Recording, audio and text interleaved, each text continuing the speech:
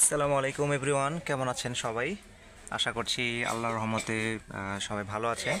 আজকে আপনাদেরকে একটি বিষয় নিয়ে ভিডিও করছি। মূলত প্রথমতই আপনাদেরকে কিন্তু এখানে দেখাচ্ছি গাড়ির আপনার যে রুফটা আছে আর কি, এটা কিন্তু আপনার কার্পেটের মতো বা মখমল টাইপের। তো এটাও কিন্তু আপনার ময়লা ধরে এবং ময়লা আটকায়। এই কোণার যে জায়গাগুলো আছে এই জায়গাগুলোর মধ্যে কিন্তু মোটামুটি একটু ময়লা বেশ ধরে গিয়েছে। এটা আমি মোটামুটি রেগুলার বেসিসে পরিষ্কার করি, তবে দেখা যায় 5 মাস 6 মাস 7 মাস অন্তর অন্তর সেটা করা হয়ে থাকে। আর এছাড়া কিন্তু আনুষঙ্গিক যে সকল পার্টসগুলো দেখতে পাচ্ছেন সেগুলো কিন্তু পরিষ্কার।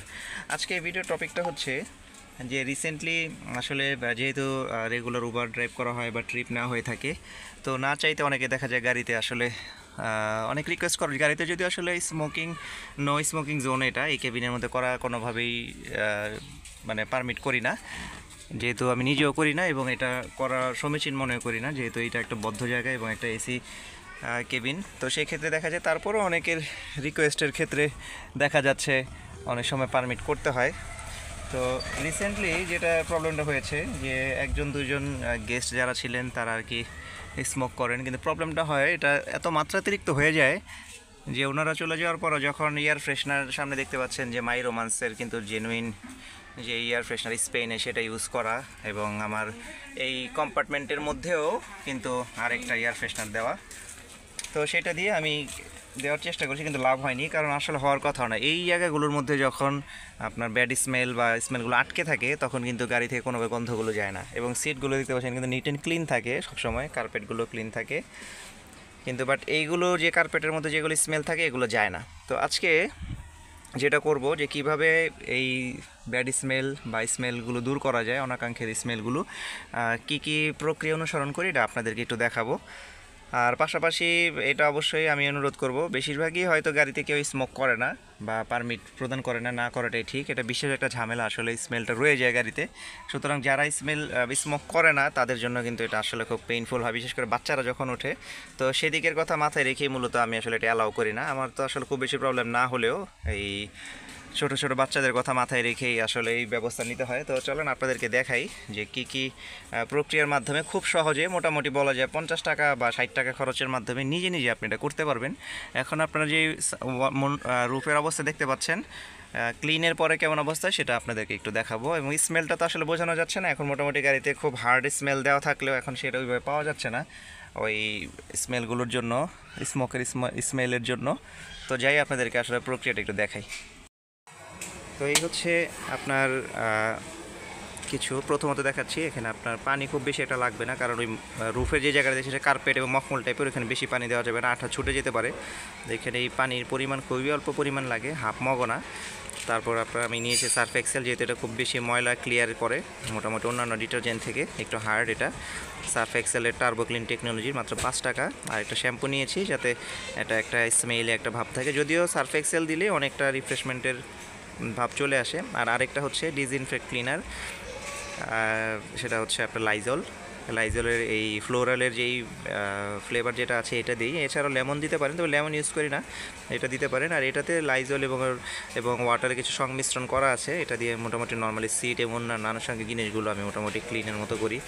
এখানে আরেকটা যে জিনিস আছে সেটা হচ্ছে আপনার মার্কিন কাপড়। এই মার্কিন কাপড়টার কাজ হচ্ছে এটা খুবই সফট, এটা দিয়ে যদি আমি যখন ফ্যানা উঠানো হবে ওইটাকে হালকা রাব করা হয় তাহলে কিন্তু ওইখান থেকে ফোমের যেই এই যে এটা দিয়ে বুঝাই, এটা দেখেন একদম কিন্তু কোনো কুশন উঠে নেই। হ্যাঁ, তো ওইটার ক্ষেত্রে এমনটা উঠবে না। আর আরেকটা হচ্ছে আপনার এই যে মাইক্রোফাইবারের একটা, তবে এটা আমি ইউজ করব না আজকে, এটাই ব্যবহার করব। দেন তারপর এখানে আছে আপনার মাইক্রোফাইবারের বড় টাওয়েল, এই বড় টাওয়েল দিয়ে ওইটা যখন একটু ভিজে ভিজে যাবে তখন সেটাকে আমি একটুখানি মুছে নিব, যেন স্যাঁতস্যাঁতে ভাব তৈরি না হয়। আচ্ছা, অনেকে হয়তো প্রশ্ন করবেন যে এটা কি। এটা হচ্ছে আপনার, আমি যেহেতু ব্যাডমিন্টন খেলি সপ্তাহে বা মান্থলি একবার দুইবার, এটা হচ্ছে আমার ব্যাডমিন্টনের ফেদারের বক্স মূলত। তো এটা এখানে থাকুক, এটা তো গাড়ির কাভার। তো এই কয়েকটা আইটেমে মূলত প্রয়োজন হয়, আর তেমন কিছু লাগে না। আর বাদ বাকিটা হচ্ছে হাতের স্কিল এবং মনোযোগ সহকারে কাজ করলে আপনার মোটামুটি দেখা যাবে ব্যাড স্মেল সেগুলো চলে যাবে। তো পুরো প্রক্রিয়াটা আপনাদেরকে দেখানোর চেষ্টা করব। এখানে যেটা আপনারা দেখতে পাচ্ছেন মূলত এটাতে আপনার পানির পরিমাণ খুব কম রাখতে হবে এবং পানিটা কিন্তু নিয়ে সেই রুফের যে জায়গাটা আছে ওই জায়গাটার মধ্যে কিন্তু দেওয়া যাবে না, শুধুমাত্র যেই ফেনাটা তৈরি হবে সেটা। এখন শুধুমাত্র এখানে লাইজল ডিসইনফেক্ট ক্লিনার এবং সার্ফ এক্সেলের গুঁড়োটা দেওয়া হয়েছে বেশি পরিমাণে, এবং এর সাথে আমি শ্যাম্পুটা অ্যাড করব, সেটা অ্যাড করে একটা মিশ্রণ তৈরি করব। এখানে কিন্তু অলরেডি দেখতে পাচ্ছেন যে এই যে ফেনাগুলো, এগুলোই মূলত ওই মার্কিন কাপড় যেটা দেখানো হয়েছে, এই মার্কিন কাপড়টার মধ্যেই মূলত অ্যাড করতে হবে। পানির পরিমাণ খুবই অল্প পরিমাণ নিতে হবে আর কি। তো মিশ্রণটা আমি রেডি করে ফেলছি এর মধ্যে। এখন এখানে মূলত পেছনের যেই পার্টটা এখান থেকে ক্লিন করা একটু স্টার্ট করব। কীভাবে করবো এটা আপনাদেরকে একটু দেখানোর চেষ্টা করি। এখানে যেটা বলেছিলাম, এই যে ফ্যানের যে অংশটা, এই পরিমাণটা আমরা একটু বেশি পরিমাণ নিব, কারণ বলেছি যে খুব বেশি পরিমাণ কিন্তু ভেজানো যাবে না জায়গাটা। তো এইভাবে করে আপনি ওই ফ্যানার যে জায়গাগুলো আছে বা রুফের এই অংশগুলো ক্লিন করে নেবেন। যেমন অলরেডি আমি এখানে সামান্য জাস্ট টাচ করলাম, এতে কিন্তু আপনাদের দেখেন ময়লার পরিমাণটা কিন্তু দেখা যাচ্ছে। এটা কিন্তু সাদা ছিল এই অবস্থায়। তো আমি আপনাদেরকে একটু আবার দেখাই, বেশি পরিমাণ কিন্তু ভেজানো যাবে না, ভেজালে এটা নষ্ট হয়ে যেতে পারে। তো এইভাবে করে আপনারা খুব সফট, যদি মার্কিন কাপড় দিয়ে এইভাবে করেন বা মাইক্রোফাইবার তাহলে দেখা যাবে আপনার এই ওয়ালটা যে এই জায়গাগুলোর মধ্যে এটা কিন্তু আপনার সুতো উঠবে না, সুন্দর থাকবে জিনিসটা। এই যে এখানে কিন্তু বেশ কয়েকটা জায়গায় কালো কালো দাগ ছিল, এগুলো কিন্তু অলরেডি চলে গেছে। এই যে ময়লার পরিমাণটা একটু দেখাই, এখান থেকে হয়তো ক্যামেরায় দেখা যাচ্ছে। তো এই এতে করে ময়লাও কিন্তু উঠে যাচ্ছে এবং যেই স্মেলগুলো স্মোকের বা অন্যান্য আদার যেই সমস্যাগুলো ছিল সেগুলো কিন্তু চলে যাবে। সুতরাং এইভাবে করে আপনারা কিন্তু ক্লিন করতে পারেন। এখান থেকে আপনাদের একটু দেখানোর চেষ্টা করি। অলরেডি এই এরিয়া থেকে মোটামুটি এই এরিয়াগুলো পর্যন্ত আমার ক্লিন করা শেষ। একটু কাছ থেকে দেখেন, এই যে এগুলো কিন্তু প্রচুর ময়লা বের হয়েছে। এই যে এগুলো টোটালি ক্লিয়ার হয়ে গেছে।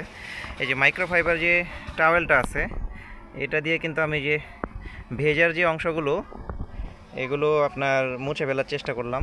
এখন কিন্তু এখানে খুব একটা ভেজা ভেজা ভাব কিন্তু নেই।